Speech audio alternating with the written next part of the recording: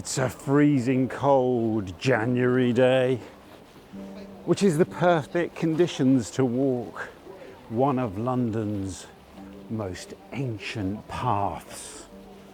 Oh yes. It's just down here, the other end of Walthamstow High Street. I'll tell you all about it. It's going to be great.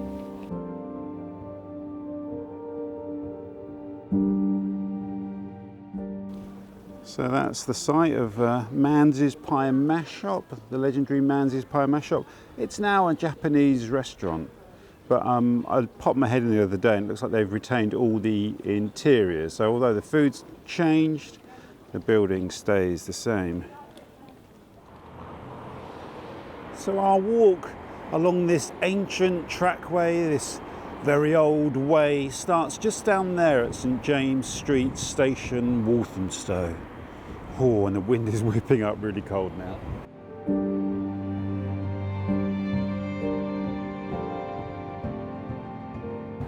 So today we're going to walk along the Black Path. What a name! The Black Path, more prosaically also known as the Porter's Way, for a very good reason. And it's a path that at the very least, is medieval in origin. Some local historians of the marshes, believe it may even go back to the Roman era. And I'll talk about that when we get to the point that it's relevant to, and may even go back further than that. So it could be a really ancient trackway. And the Black Path was a drover's route and a porter's route that linked Epping Forest to the city of London. And it's a fantastic route, and it's a walk I've been wanting to do ever since I moved to the area. And I'll tell you more about why I'm doing it now, just down here. And the route starts here at St James Street and links together a series of markets that were sprung up along its way. And I guess it starts here because this is the end of Walthamstow Market. I've probably done too much reading. I've got too many notes. Look at all these notes I've got with me. I normally have just like some bullet points on my phone. I've been carrying this document around with me since 2006, so expect to see bits of text coming up on the screen or in voiceover where I either forget or get it wrong, but you know, the reading's here. I first heard about the Black Path a couple of weeks after moving to this part of London. I moved to Leyton in 2006, and I did a beating of the bounds of the Leyton Marshes lands with a wonderful new Marshes Lands Defence Committee. So I'm just looking to make sure I don't miss the right street. Markhouse Avenue. No, keep going. And led by the brilliant and sadly missed, late departed Katie Andrews. And Katie gave us a big sheath of notes, like it's double-sided, like 15, 20 pages double-sided notes about the parish boundaries, the Marshes lands around here. And I just really remember that point where we encountered the Black Path and we partially followed the Black Path. It really stuck in my mind, particularly as it was a direct route into the city of London and down to Smithfield, and it crossed over the walks I used to do a lot when I lived up at the Angel, so it felt like a direct link to the place I'd just come from. And I thought I will do that walk one day in 2006, and I'm doing it now because a wonderful fella, Jonathan, contacted me on Instagram and asked me if I had a map of the Black Path. And I thought, oh, I don't. So I contacted David Boot, the brilliant David Boot, a local historian, and David pointed me towards a map he had plotted out across the marshes following the Black Path in the Leyton and Walthamstow section. And then also from trying to find something for Jonathan, I found the Gentle Author's wonderful blog about this walk. Jonathan said, why don't you make a video? It would make a great video. And I was like, wow, I've only been waiting nearly over 17 years to do this walk. So what better time? First proper walk, video walk of 2024. And so I've gone from St James Street straight down Station Road to Markhouse Avenue through Walthamstow, and we're heading for the marshes. Most people that write about the Black Path say it goes in an almost straight line from here all the way, certainly to Spitalfields, where it then follows Old Street to Smithfield. But actually David Boot points out that it would have originally have followed parish boundaries. So you see the path it would have taken across the marshes would have been slightly different. But anyhow, if you're doing the walk today, you'll see it does actually just go pretty much along a well-trodden route into the city. It's fascinating, isn't it? One of the things I wanted to look out for today are any sort of vestiges of its agricultural past, either as a porter's way, with people carrying goods to market, or as a drover's route, driving livestock along the route. So references, I don't know, Shepherdess Walk, places like that. Shepherds, livestock, goods markets, all that kind of stuff. Let's see what we can find. Crossing the wonderful Dagenham Brook. I love this little river, and actually it's interesting there, look, it's taking on a source from, I don't know if that's a tributary, it's probably just drainage from the allotment, I would have thought, but that's certainly something I'm going to look into, because there are a number of minor tributaries that run down from the higher ground, aiming for the Lea, but the Dagenham Brook would have taken them into the Lea. Intriguing. We are now on the romantically named South Access Road, which takes us through the industrial estate here, Argyle industrial area. And the gentle author notes that the black path would have crossed open fields where there were no roads in order to reach the city from here, from the forest, which is a romantic vision, isn't it?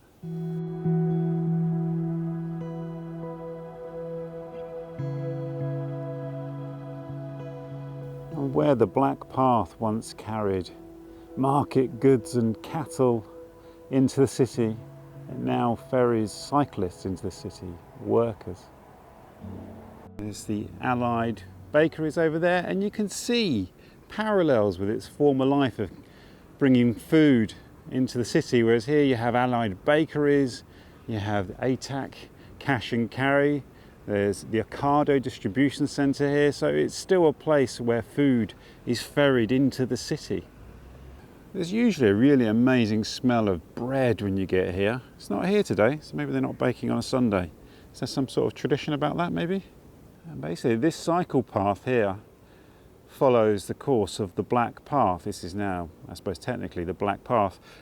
There used to be an information board here, apparently, that tells the story, the history of the Black Path. But that seems to have gone. That was a nice chat with the security guard there on the gates back there, who pointed me down the Black Path. He goes, yeah, it's down there, you want to go down there? As if he seemed to know what I was doing. So I just had a little bit of a chat with him about the Black Path. I think he thinks there's a competition going on, people photographing the cash and carries around here. Maybe there is, maybe I've accidentally stumbled into a cash and carry photograph competition.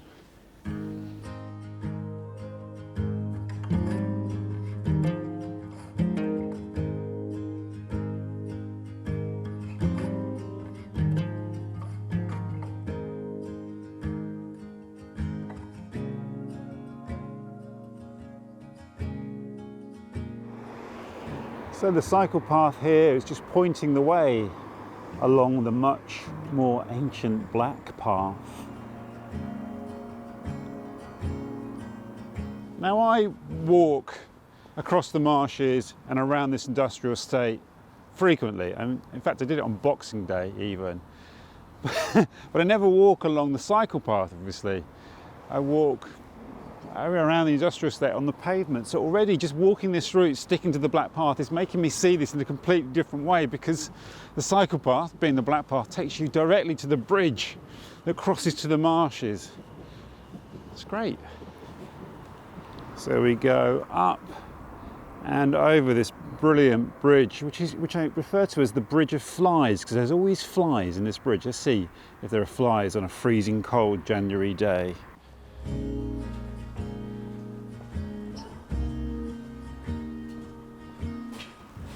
No flies today, and now a delicious smell of bread.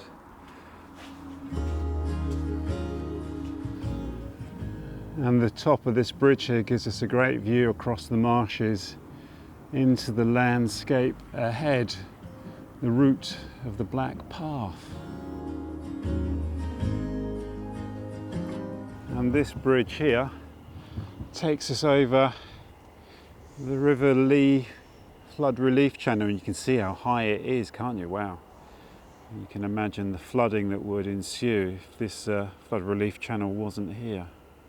So we follow this path here. You can see the tarmac path here, but this is the first point at which the Black Path would have been, has been diverted.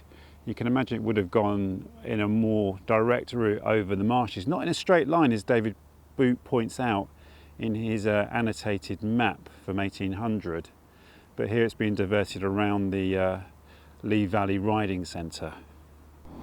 So this part of the path is actually marked as the Black Path by the Lee Valley Regional Park Authority, but only at the other end of the park. It assumes that people are walking in the opposite direction to which the market porters and the drovers would have travelled. So here we have our first and possibly actually our only mention of the Black Path explicitly on this sign here. The name is an intriguing and enticing one, isn't it? It's very, makes you want to walk the Black Path. Hopefully some of you would have clicked on this video because you've gone, the Black Path, it's going to be a place of great danger. And I guess actually crossing the River Lea before there was a bridge here would have been a little bit dangerous, particularly if you were trying to avoid paying the ferryman or later paying at the toll booth. But no one really knows where the name comes from.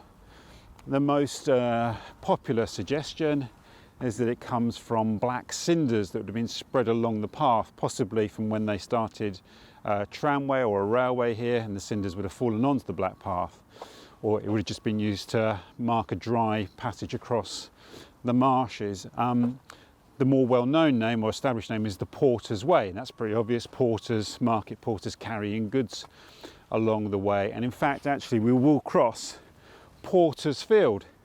However, Katie Andrews points out that that happened to be a field that belonged to a Mr. Porter who had permission to bury Blitz rubble there after the Second World War, so that could just be a coincidence. However, what's interesting, if you look up Black Path, you will see it in a number of different places around the country. There's a lot of black paths around the country. So I'm going to put forward my own possible suggestion for the Black Path, is that elsewhere sometimes when you have black marsh or black something, black ditch, etc., it often refers to a very boggy, wet area, an area that would have been very, very wet and kind of prone to flooding. So it could be, because this is the first stretch of the Black Path across the marshes, that it was often flooded, and that is why it's known as the Black Path. Just putting it out there. Probably wrong.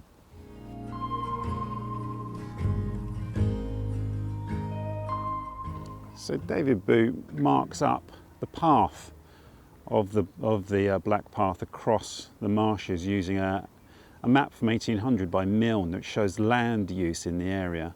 And it would have been more or less diagonal. However, it would have conformed to the parish boundaries rather than cutting across arable land. It would have cut across common marshland, common meadow, but not across arable land. So it would have taken a slightly diagonal route. The modern route is along here, towards that bridge, but we're going to turn off right across the marshes.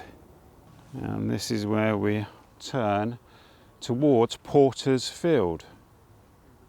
So from memory of doing the beating of the bounds all those years ago in 2006, the parish boundary between Leyton and Walthamstow ran along that line of trees there, I think. So that probably would have been the course of the Black Path originally, I suppose, or would have cut across the marshes at that point before it was diverted around the riding centre.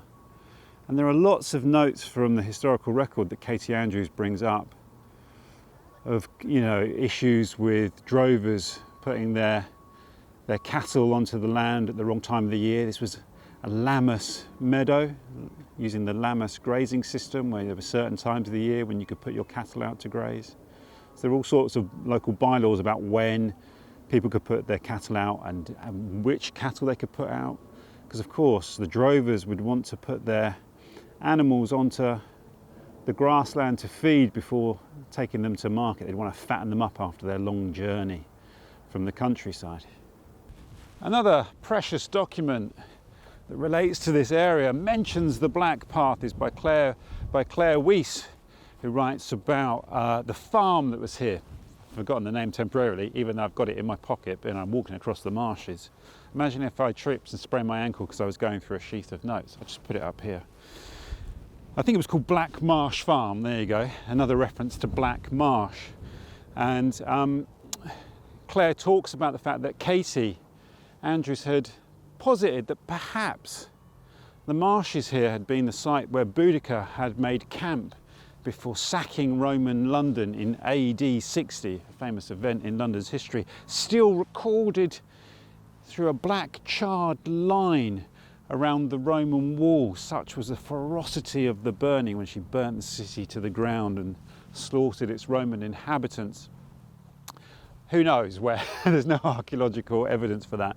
And Claire also points to another theory put forward elsewhere, that the Black Path here would have partly followed the route of the pilgrimage route to Waltham Abbey, then up to Walsingham. I guess at Walthamstow it would have followed the high land, which was dryad, and the marshes here would have been pretty much impassable. You have to remember the rivers were much wider and much more prone to flooding before they were navigated and embankments were created.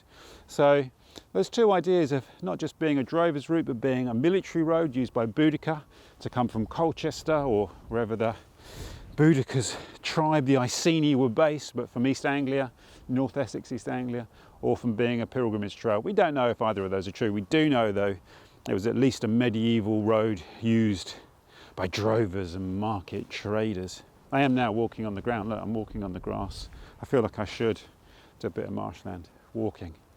But what we need to do actually is not go down to the river. We need to go out into Lea Bridge Road.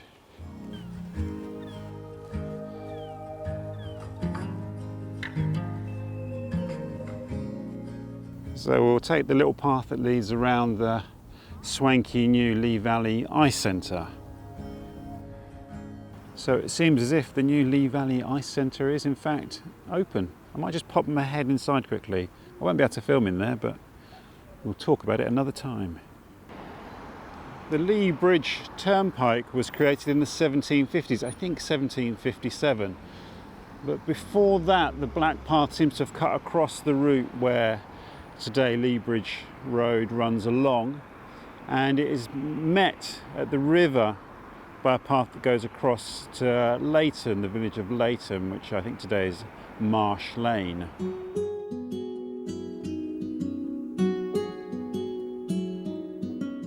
Before this bridge was built here, the only way to cross the river was by a ferry called Jeremy's Ferry. I guess would have taken the porters across. I don't know if it carried the cattle across as well, but the Lea was fordable at this point because below here, in the direction I'm pointing, it was tidal up until roughly somewhere down there anyway, on the Hackney side. So on the Leyton side it was no longer tidal and therefore fordable. The only other roads across were at Bow and up at Waltham Abbey until this bridge was built in 1757, I think. But then it was a toll bridge, so there would have been an incentive perhaps for people to try and avoid paying the toll and cross the river by other means. And the Princess of Wales pub there is our marker. It now guides us onto the Hackney section of the Black Path. You can imagine it full of market porters, can't you, back in the day? And I keep saying market porters when what I really mean is porters carrying things to the market. I think you know what you mean. I think we have to go this way across Millfields.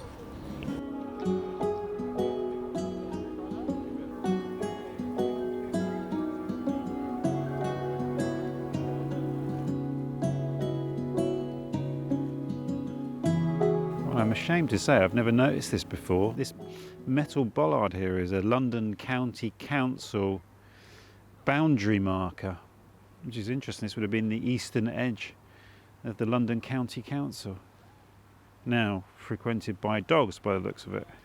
And there's another one here that's sunk into the mud.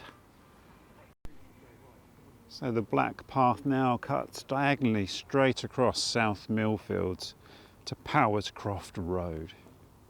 And as we've seen before, following a parish or county council boundary. Another name for the black path is the Templars' Way, because it sort of links Templar lands at Leyton, Temple Mills at Leyton, which is a bit over that way really, but there is a path on the other side of the marshes which goes to Temple Mills. So David Boot makes that link between the Temple Mills, and it's called the Templar Way because it leads to St John's Church in Hackney. And you could say it then leads to the Priory of St John at Smithfield, but so that's another bit of Templar mystery there. It's not so mysterious when you look at the amount of land that the Templars owned and the amount of churches and priories and stuff that they built. It's a little bit like ley lines really. Probably any two paths or roads at some point would have come across a mill or something that the Templars owned. I just, you know what, I like to undermine myself, you know. Let's not lose the sense of mystery.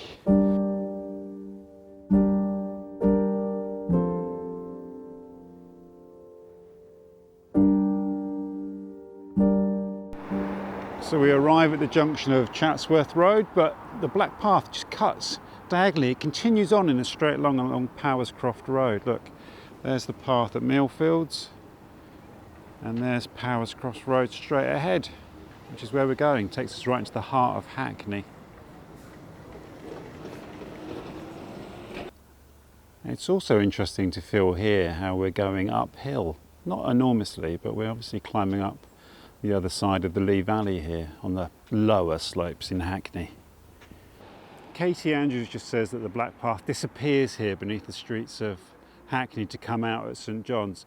Straight ahead would be between those houses, so we either take the road to the left or we carry on along Powerscroft Road, which takes us round to St John's. Let's do that. That's my instinct, is to stay on this road. Yeah, so this is now Median Road, but it curves round to meet St John's. I think this is the most logical route to take. So we emerge onto Lower Clapton Road. I'm just going to follow this round to St John's. Actually, change of plan, we're going to walk down Erswick Road, simply because I can see a church spire at the end of Erswick Road, which I don't think is St John's, but it seems to point the way. Wow, what an absolutely majestic building. Does anyone know what that once was? So we'll turn off Erswick Road into St John's Church Road. That feels like the right approach to the Templar Church. So we emerge here at the Church of St John, Hackney. This particular church, I think, was built at the end of the 18th century on land that had been occupied by a church since at least Saxon times. An article by I think Andrew Boff, I think, I'll correct on the screen if that's correct, if that's incorrect, but he claims that travellers along the Black Path or the Templar Way were given pilgrims protection by the Templars in the period of time that they operated. Obviously, they didn't operate for that long, did they? They got squashed, suppressed, and all their land taken away from them. That's a whole heap of conspiracy. My hat is so skew-iff, isn't it? Let's straighten it out, but we'll see St Augustine's Tower, which is the remnant of the older church. So St Augustine's Tower here is the oldest building in Hackney, apparently, and dates from the end of the 13th century. And it's all that remains of the original old St Augustine's Church, which was later rededicated to St John's. And that was replaced, obviously, by that great big lump there at the end of the 18th century. And the route of the Black Path takes us beside the tower and out onto the narrow way, Hackney, at the top of Mare Street.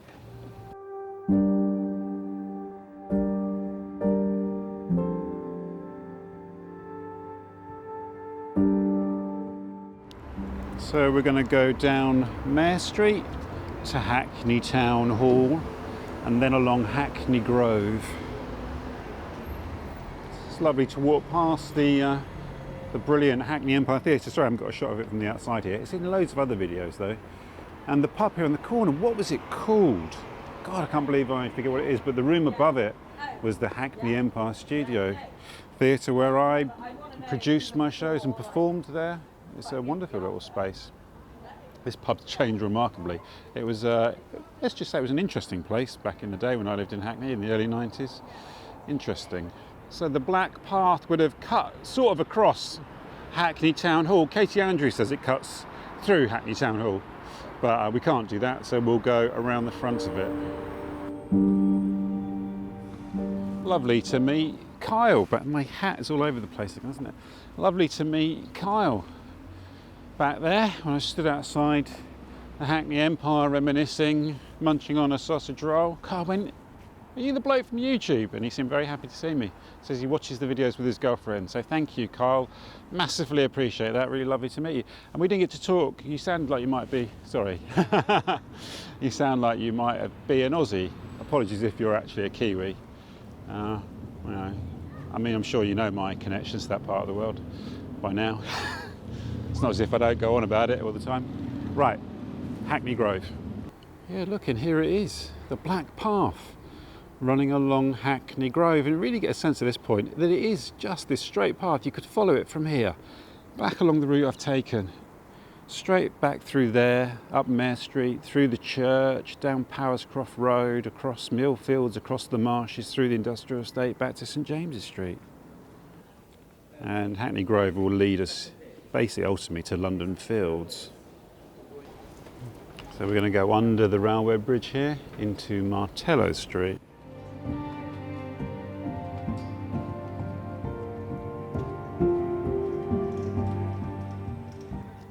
Did we ever get to the bottom of whether there was a Martello Tower on Martello Street? When we made the video around here, it was a couple of years ago now, isn't it? 2021, I think, or 2022.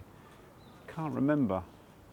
Pub on the park. I haven't been there for a very long time, but it was a great pub, so that would be a good place to seek refreshment if doing this walk. I, on the other hand, are perennially fighting against the light, so I have to have my pint at the end.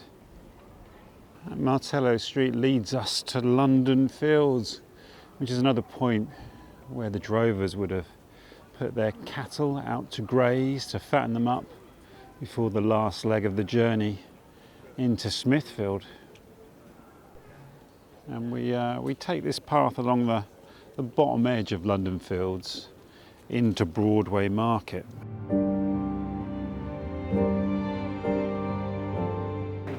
Cat and mutton, can we take that as an agricultural reference? The pub here on the corner of Broadway Market.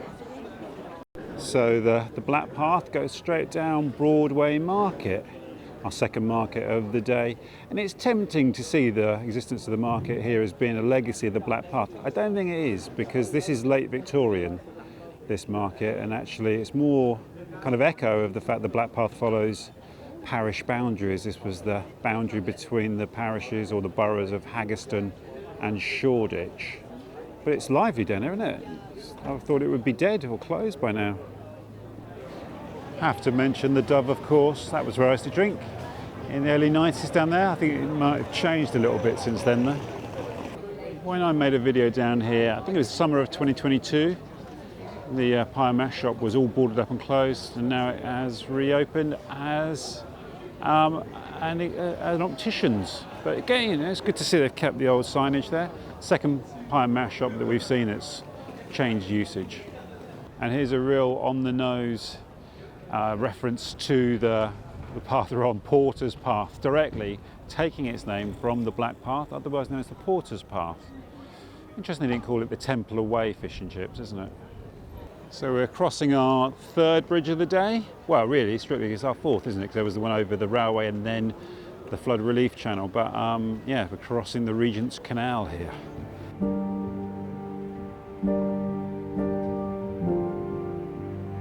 So after we cross the Cat and Mutton Bridge, the Black Path carries straight on down Goldsmith's Row there. And we're really closing in on the fringes of the city of London now. You can see it up ahead. It's all right, go ahead, sorry. the Virgin Queen pub. I have a hazy memory of going in there in a former life, but it's interesting. It would make a good pub crawl, the back path, as long as you weren't making a video and you had all day. In the summer, it'd be a great pub crawl. There's a number of good pubs along the route, and I guess there would have been hostels and hostelries, taverns to service the thirsty drovers and the porters carrying their goods to market. We're walking along the edge of Haggerston Park here.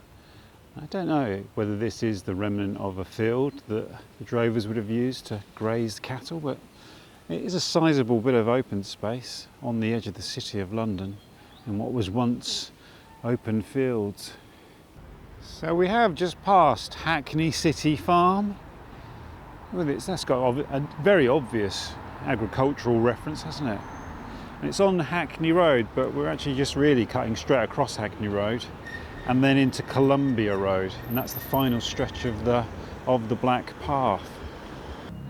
This little path here leads us to Columbia Road and takes us past another little open space. This is Ion Square Gardens, and here it is, the final stretch of the Black Path along Columbia Road into Shoreditch and the entrance to the City of London. And of course Columbia Road is famous for its flower market these days. I mean, it was originally brickfields before that, and the market was set up here in the 1860s by, I think it's Angela Burdett Coutts. I think that's the Coutts banking family, isn't it, who also helped develop Victoria Park, and they established what was then a covered food market in the 1860s. And the council always seemed to be trying to close Columbia Road flower markets, one of London's older street markets. But it's interesting, back in the day, this was all closed by midday. If you weren't down here by midday, it had all gone.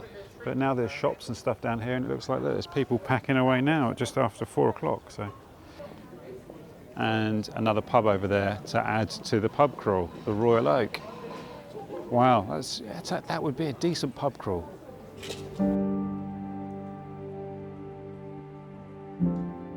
But it really is a beautiful old Victorian street.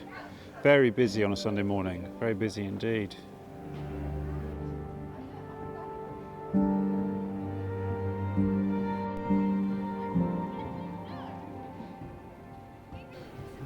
Add the bird cage to the pub crawl as well. Looks like a fine pub. The road continues right on down, Columbia Road here. Continues on from the market straight into St Leonard's, Shoreditch, which is where our walk ends. I think what we'll do is we'll go down Gascoigne Place along the street at the end, because that is closer to the continuous straight line that the Black Path has been following thus far. So it goes around the north edge of the boundary estate, basically. Yeah, looking back along Virginia Road here, look, you can see the lights of the birdcage down there. I will put an arrow over it because you won't be able to see it, but that is the end of Broadway Market, so this is a straight line. I don't think you can walk through there because there's like a closed off estate in the way, but this is Virginia Road here, I would say, is the last stretch of the Black Path. I walked down here, down Virginia Road, with my wife Heidi when we made a video around Hoxton and Shoreditch last summer, and we walked down Virginia Road to St Leonard's. I had a sense that it was an old path then. I'm not just saying that. Watch the video, I'll link to it below. And Virginia Road brings us out at the back of the ancient St Leonard's Church, Shoreditch, or simply Shoreditch Church. There was at least one Anglo-Saxon church built upon this site here where St Leonard stands today, the ancient parish church of Shoreditch, just on the edge of the City of London. And wow, it's a busy junction this, as you'll see over there. And this does seem to mark the end of the Black Path, because here you are now enter the City of London. They would have, it's supposed that the route carried on there along Old Street, which would have been a pre-existing road, We're also here at the junction of Ermine Street and Old Street, the Roman Ermine Street, heading north there, running left to right across the frame. So this is the point where, after a long journey down through Epping Forest, coming from further afield than Epping Forest, let's be honest, they would have arrived here, either turning left here to head to Smithfield Market or carrying on to Smithfield. What a great start to the walking season of 2024, the first proper walk of the year, and I love that. I've been wanting to, like I said, I've been wanting to do this since Casey Andrews first pointed it out on that walk, the beating of the bounds in May 2006. So thank you to all the other people that have written about the Black Path and made notes. I particularly drew on notes from Casey Andrews, sadly no longer with us, Claire Weiss and David Boot, referencing obviously the Gentle Author's wonderful blog, which has inspired so many other people to actually write about this route. So what a fantastic walk that was, and there'll be many, many, many more to come throughout the year. So excited about all of that. I'll make a separate little video where I talk about my plans for the year, but for now, that's it. I'm gonna find a pub now. I can actually start my pub crawl now. Look forward to the next walk, wherever that may be.